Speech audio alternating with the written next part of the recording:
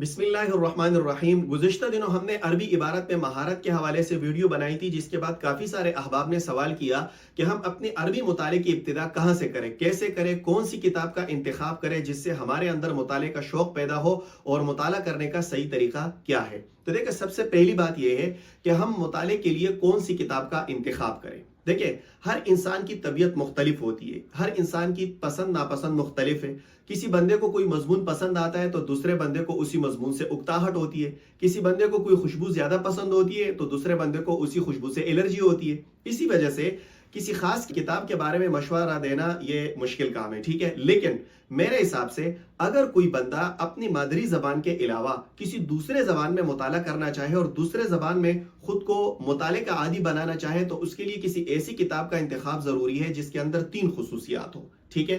پہلی خصوصیت یہ ہے کہ وہ کتاب دلچسپ ہو۔ کیا مطلب؟ یعنی اس کتاب کے مضامین میں اتنی اٹریکشن ہو، اس کے اندر اتنا سحر ہو کہ جب انسان اس کو شروع کرے تو وہ انسان کے ذہن کو جکڑے رکھے جب تک وہ کتاب ختم نہ ہو، ٹھیک ہے۔ اس کتاب کا مطالعہ کرنے میں انسان کو مزہ آتا ہو، ٹھیک ہے۔ جیسے 2008 میں جب میں بیمار پڑ گیا تھا، ٹھیک ہے، میری طبیعت میں عجیب سی اکتاہٹ آ گئی تھی،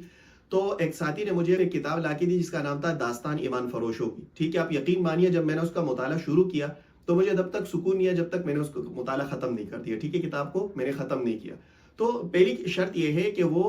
کتاب جو ہے وہ دلچسپ ہو، ٹھیک ہے، انسان کو مطالعہ کرنے میں مزہ آتا ہو۔ دوسری خصوصیت یہ ہے کہ وہ کتاب آسان ہو، اس میں بہت زیادہ مشکل الفاظ استعمال نہ ہوئے ہوں، بہت زیادہ ادبیات، استعارات اور تشبیہات وغیرہ یہ چیزیں نہ ہوں، ٹھیک ہے۔ اس کا تقریباً 70 سے 80% حصہ انسان کو ویسے ہی سمجھ آتا ہو۔ اب ایسا تو نہیں ہے کہ ہر دوسرے تیسرے لفظ میں اتنے مشکل الفاظ ہیں اور ہر تیسرے چوتھے لفظ کے لیے انسان کو ڈکشنری اور لغت دیکھنا پڑے، تو انسان تو 2-3 سطر دیکھ کے ہی اکتا جائے گا، ٹھیک ہے۔ جیسے اگر کوئی بندہ اردو کا مطالعہ کرنا چاہے اور آپ اس کو ابوالکلام آزاد رحمہ اللہ کی غبار خاطر لا کے دے دو، تو وہ تو پہلے ہی صفحہ دیکھ کر ہی وہ چکرا جائے گا، وہ اس کا من اکتا جائے گا، وہ مطالعہ ہی نہیں کر سکے گا، ٹھیک ہے۔ تو دوسری خصوصیت یہ ہے کہ وہ کتاب آسان ہو، اس کا اکثر حصہ، اکثر الفاظ اس کے آپ کو سمجھ آتے ہو، ٹھیک ہے۔ اور تیسری خصوصیت یہ ہے کہ وہ کتاب مختصر ہو، مطلب وہ اس کے مضامین بہت زیادہ پھیلے نہ ہو، بہت زیادہ سکیٹرڈ نہ ہو، ٹھیک ہے۔ آپ کا ذہن آپ کو یہ سگنل دے کہ بھائی یہ تو بس تھوڑا سا یہ مختصر سی کتابیں ختم ہو جائے گا۔ اور میری نظر میں اگر یہ تینوں خصوصیات، یعنی کتاب کا دلچسپ ہونا، کتاب کا آسان ہونا، اسی طرح کتاب کا مختصر ہونا، اگر یہ تینوں خصوصیات کسی کتاب میں ہے تو میرے حساب سے وہ شیخ ابو الحسن علی ندوی رحمہ اللہ کی یہ کتاب ہے قصص النبیین للاطفال، ٹھیک ہے۔ بہت ہی زبردست کتاب ہے، یہ بہت دلچسپ بھی ہے، ظاہر ہے انبیاء کے قصے ہیں، ٹھیک ہے، اور انسان کی طبیعت ویسے بھی قصے کہانیوں کی طرف مائل ہوتی ہے۔ مختصر سے قصے، جب انسان اس کا مطالعہ شروع کرتا ہے تو مطالعہ کرنے میں مزہ آتا ہے۔ اور دوسری بات ہے کہ آسان بھی بہت زیادہ ہے۔ میں کہتا ہوں اگر کسی طالب علم نے صرف درجہ اولی بھی پڑھا ہو تو وہ آسانی سے اس کا مطالعہ کر سکتا ہے، ٹھیک ہے۔ تو اس کے جتنے بھی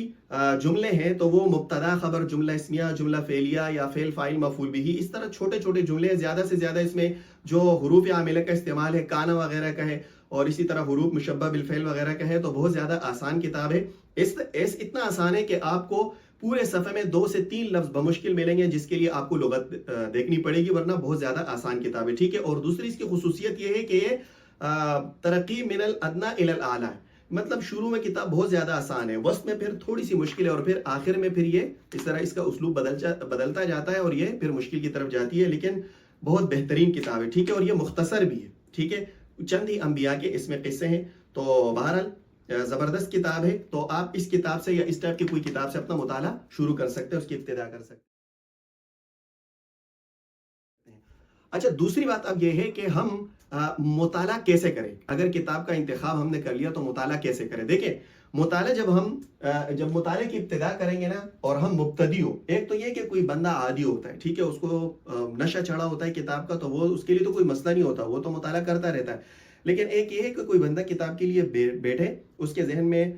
سوچ آنا شروع ہو جائے، ٹھیک ہے، اس کا ذہن منتشر ہو، ٹھیک ہے، اور اس کا سوچ اس کو مطالعہ کرنے نہ دے، تو اس کے لیے یہ ہے۔ تو دیکھیں، جب آپ مطالعہ شروع کریں نا تو ایک صفحے پر آپ نے یوں ہائی لائٹر سے یا پینسل سے اس کے چاروں طرف آپ نے ایک لکیر کھینچ دینی ہے، ٹھیک ہے، ایک سطر۔ اس کا کیا فائدہ ہوگا؟ فائدہ اس کا یہ ہوگا کہ لکیر کھینچنے سے گویا کہ آپ کے دماغ کو ایک سگنل چلا جائے گا، ایک میسج پیغام چلا جائے گا کہ آج میرے مشق اور میرے مطالعہ اور میرے ریسرچ اور جو میری تحقیق ہے اس کا ایریا یہی ہے، بس تھوڑا سا یہ اسی کا مطالعہ کرنا ہے، تو آپ کا ذہن آپ کو تنگ نہیں کرے گا، ٹھیک ہے، اکتاؤ گے نہیں آپ، بس آپ کا ذہن آپ کو یہ میسج دے گا کہ تھوڑا سا یہ چلو یہ ختم ہو جائے گا، ٹھیک ہے۔ تو دوسری بات یہ ہے کہ کتاب کا انتخاب کرنے کے بعد آپ جو مطالعے کا جو بھی صفحہ ہے، ٹھیک ہے، جہاں سے آپ شروع کر رہے ہیں تو اس پہ اس طرح کا ایک لائن کھینچ دے یا کوئی نشان لگا دے، ٹھیک ہے، پینسل سے۔ تیسری بات یہ ہے کہ آپ مطالعہ کیسے کریں۔ دیکھیں جب آپ مطالعہ کریں گے نا، یا اس ٹائپ کی کوئی آسان کتاب ہو جہاں سے آپ ابتدا کر رہے ہیں، تو جو اس کے ایک سرسری نظر ان کو دیکھیں، ٹھیک ہے، کتاب کو دیکھیں، اور اس پہ جو بھی مشکل الفاظ ہے اس مشکل الفاظ کو آپ کسی صفحے پر لکھ لیں، ٹھیک ہے نا، ایک لفظ لکھ لیا، دوسرا، ظاہر ہے ہر صفحے پر زیادہ سے زیادہ ایک دو مشکل الفاظ ہوں گے جس کے لیے آپ کو لغت دیکھنی پڑے گی، ٹھیک ہے۔ اب لکھ لیا، ان الفاظ کو آپ نے نوٹ کر کے لغت کھول دیا اور ان الفاظ کے اپنے معنی نکال لیے۔ مثال کے طور پر یہ ایک اس کتاب میں مثال کے طور پر اس میں ایک لفظ ہے کہ آپ کوئی بھی صفحہ کھول لو، ٹھیک ہے، اس میں مثال کے طور پر ایک لفظ ہے کہ وَكَانَ إِبْرَاهِيمُ يَعْرِفُ أَنَّ الْأَصْنَامَ حِجَارَةٌ، ٹھیک ہے، یا مثال کے طور پر کوئی اور لفظ ہے، اس میں تو ایسا کوئی مشکل لفظ نہیں ہے جس کے لیے میں آپ کو مثال دوں کہ اس کے لیے آپ کو لغت دیکھنی پڑے، ٹھیک ہے۔ جیسے مثال کے طور پر کوئی بھی آپ مثال لے لیں، ٹھیک ہے، کہ وَإِنَّ هَذِهِ الْأَصْنَامَ لَا تَضُرُّ وَلَا تَنْفَعُ، ٹھیک ہے، مثال کے طور پر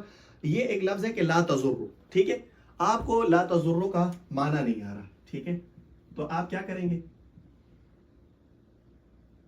ٹھیک ہے، آپ نے جو ہے اس لفظ کو نوٹ کیا اور اس کے بعد لغت کھول لی۔ کون سی لغت؟ میرے حساب سے زبردست لغت ہے جو عربی سے اردو کا ہے، وہ ہے مولانا وحید الزمان کرانی رحمہ اللہ کی لغت ہے القاموس الوحید، ٹھیک ہے، بہت زبردست لغت ہے، میں نے اس سے بہت استفادہ کیا اور ابھی بھی اس کو مطالعے میں رکھتا ہوں، ٹھیک ہے۔ تو آپ نے اس کے حروف اصلی نکال کر یہاں پر اس کا معنی دیکھ لیا، ٹھیک ہے، اور آپ نے اس لفظ کے آگے اس کا معنی بھی لکھ لیا، ٹھیک ہے، یہاں آپ نے اس کا یہ الفاظ، یہ ہے معنی، ٹھیک ہے، آپ نے اس کا معنی نوٹ کر دیا، ٹھیک ہے۔ اچھا، اب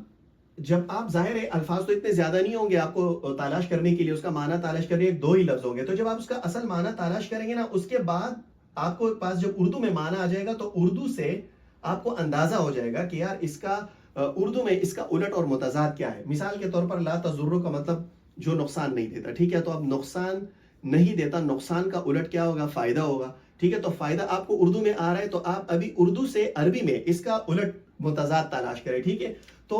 اردو سے عربی ایک دوسری انہی کی ایک کتاب ہے، لغت ہے، اس کا نام ہے القاموس الجدید، ٹھیک ہے، یہ بھی حضرت کی کتاب ہے، یہ عربی سے اردو ہے، یہ اردو سے عربی ہے، ٹھیک ہے۔ تو آپ کے پاس ایک لفظ کا معنی بھی آ گیا اور اس کا متضاد بھی آ گیا، ٹھیک ہے۔ تو آپ دیکھیں ایک ہی صفحے میں جب آپ ہر لفظ کا یا ہر دو تین الفاظ کا معنی اور اس کا متضاد تلاش کریں گے تو ساتھ ساتھ میں آپ کی ووکیبلری بھی بلڈ ہوتی جائے گی اور آپ کے ذخیرے الفاظ میں بھی اضافہ ہوتا جائے گا، ٹھیک ہے۔ تو جب آپ نے الفاظ کے معنی نکال دیے، اس کے بعد اس کے عامل معمول کو دیکھیں، ٹھیک ہے، کہ کون سا مبتدا بن رہا ہے، اس کا خبر کون سا بن رہا ہے، اگر کانا ہے تو اس کا اسم کون سا بن رہا ہے، خبر کون سا بن رہا ہے، ٹھیک ہے، جملہ فعلیہ اسمیہ ہے، ٹھیک ہے۔ تو اس کے کیونکہ اس میں زیادہ مشکل جملے نہیں ہے، بدل مبدل من ہو اور اس طرح بہت زیادہ مشکل اس میں نہیں ہے، ٹھیک ہے۔